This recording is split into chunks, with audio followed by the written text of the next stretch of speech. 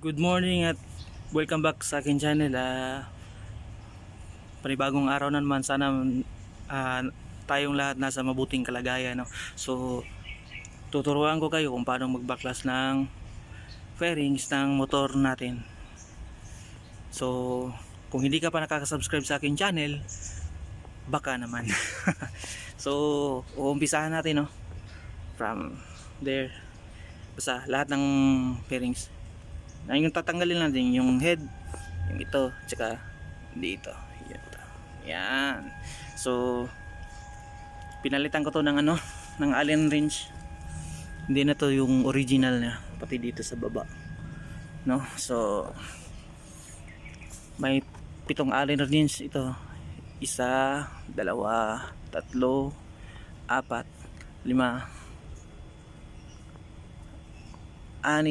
at saka 7. So 7 pa, 5mm na Allen wrench, tapos screwdriver. Mas maganda kung papalitan nyo ng yung kahit ganito lang yung Allen, para madali yung buksan yung fairings nyo. Mas maganda kasi nababaklas yung fairings ng motor natin para malinisan natin yung sa loob. Kasi hindi maganda sa motor pag hindi binabaklas mga 5 taon, 10 taon. baka titira na yun ng gagamba o daga. So sisimulan natin, no? So tatanggalin ko muna yung screw dito sa baba.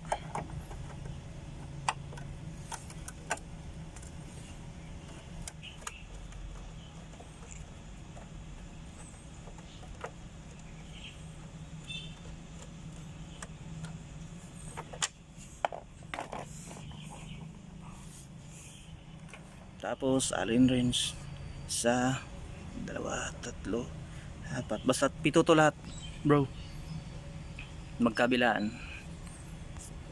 So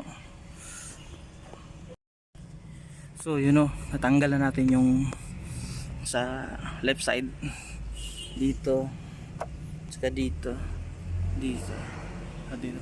So tatlong Allen na lang natitira sa kabila.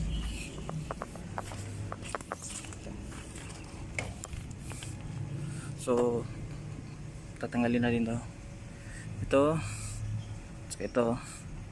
at ito. Pag patanggal natin yung tatlo, pwede na ito makalas yung front fairings nya. Okay, so natanggal na yung tatlong Allen wrench na natitira, no? So babaklasin natin to. So una, ito, dahan-dahan lang guys, huwag nyong biglayin, papakiramad naman nyo na lang. So sad to say, sa akin tanggal na yung parang ngipin nya dito magkabilaan. So yun, natanggal na. Tapos ito, madali lang to tanggalin guys. Parang may rivets dito sa ilalim, papakita ko sa inyo. Huhugutin nyo lang tong fairings to, huhugutin nyo para matanggal siya dito. Hugutin nyo lang, yun, hugot na. So matatanggal na to. Yan. Then dito sa side, pareho din, huhugutin nyo lang dito. Ito yung side, huhugutin nyo. Yun, pag nahugot na, pwede na itong tanggalin.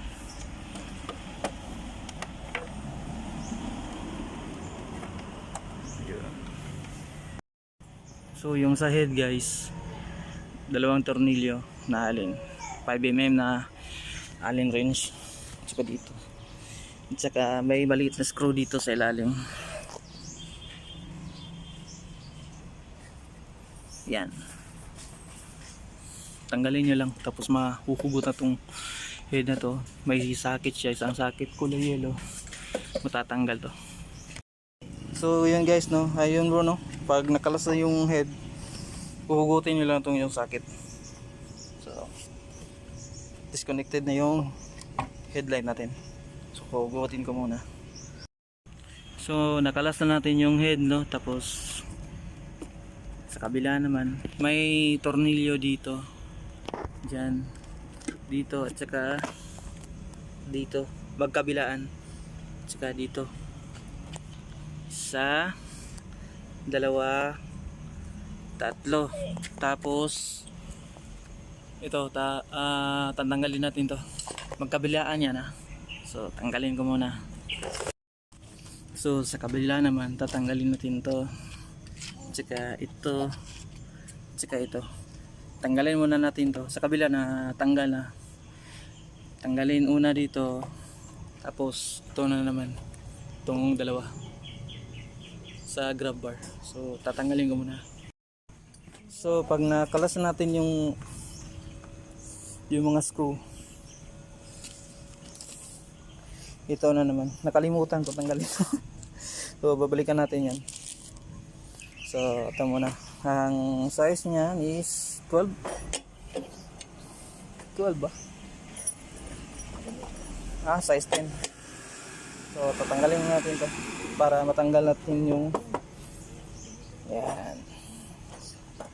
So yun, pag natanggal na yung grab bar, tabi muna tayo.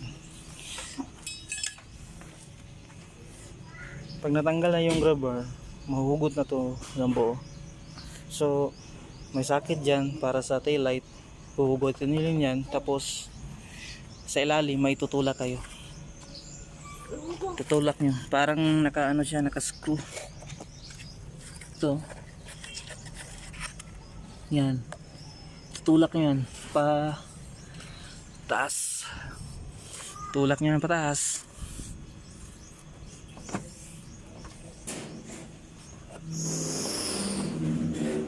Tutulak nyo yan pataas, tapos huhugutin nyo, tapos huhugutin nyo rin yung sakit. So matatanggal na yan. Tapos lastly, ito,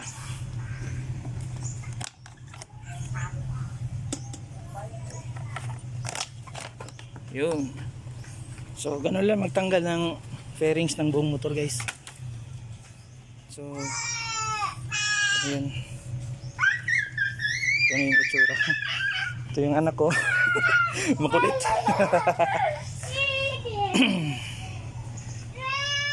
Binaklas ko kasi ito, guys, kasi papalit tayo ng rear shock at saka i-rewire natin itong yung horn natin. Kasi yung horn natin, pag lumiko yung manubila left and right, minsan hindi tumutunog yung isa. So i-rewire natin yan, hihinangin natin yan para matibay. So yun lang, guys, para sa video na ito. God bless and ride safe.